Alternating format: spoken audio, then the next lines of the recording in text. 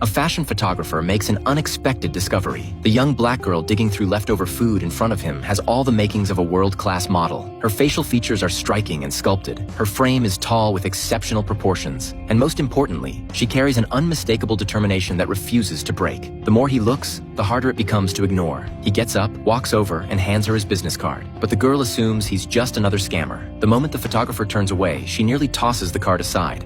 You might want to hold on to that, actually. Yet after listening to what he has to say, she eventually decides to keep it. That small piece of paper, ordinary as it seemed, would completely change the course of her life. After work, Warris sits eating food she managed to find, casually showing the card to Miriam while telling her about the encounter. The moment Miriam reads it, she is stunned. Jesus, where'd you get this from? Terry Donaldson. The Terry Donaldson. What do you mean? He was only famous. The fashion photographer? He did Diana?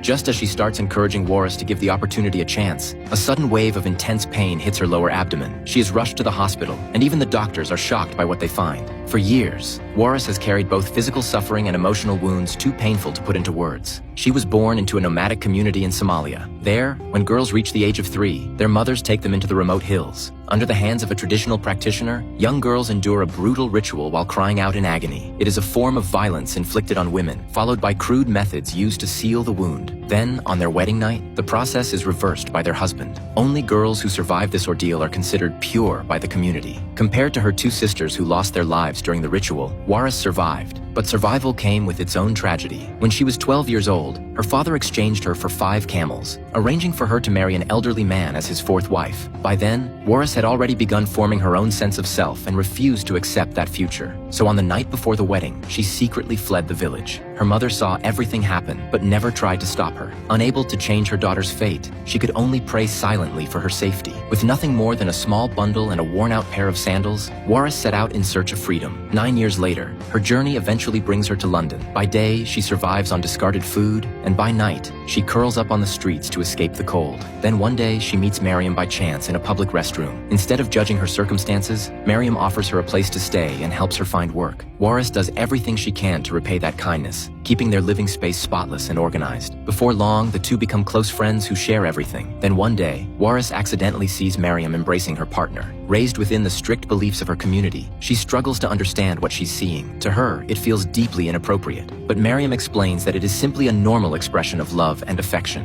Only a cut woman is a good woman. Whereas I don't know what you're talking about. You're not cut. What do you mean? Did they cut something away from you? Something inside Warris begins to shift. After a long silence, she slowly stands up and removes her clothing. As the scars on her body become visible, Miriam is left heartbroken and stunned. For the first time, she fully grasps the extent of what Warris has endured. And seeing Miriam's genuine reaction makes Warris realize something she had never considered. Not every woman has suffered what she went through. Whereas, can you feel anything? What do you mean? Is that why you take time in the bathroom?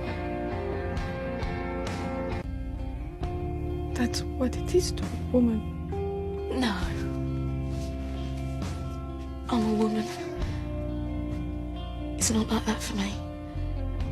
That realization shatters everything she believed growing up, but the damage to her body remains. Every menstrual cycle brings unbearable pain and suffering. Encouraged by Miriam, she finally finds the courage to visit a doctor. The doctor explains that while full recovery isn't possible, surgery could greatly ease her pain. However, because she struggles with the language, she must rely on a Somali male nurse to translate. Instead, the nurse misrepresents the doctor's words. Can you say I'd like to operate as soon as possible?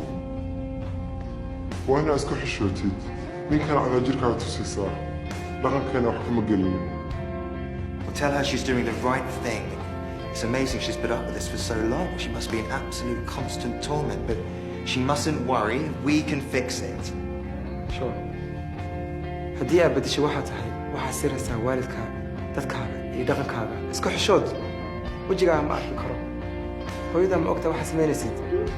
Hearing those distorted explanations awakens the shame she had been taught since childhood. In the end, she decides not to go through with the procedure. It isn't only fear of the operation itself, but but years of deeply rooted beliefs holding her back. While passing a clothing store one day, she locks eyes with a woman dressed in traditional coverings. In some ways, they are reflections of the same struggle. Memories of her years wandering alone return, sleeping beneath the open sky, surviving on roots and whatever food she could find, fighting for every step forward. And in that moment, Warris finally makes a decision. She will break free from everything that has been holding her captive. And that choice marks the beginning of her true transformation.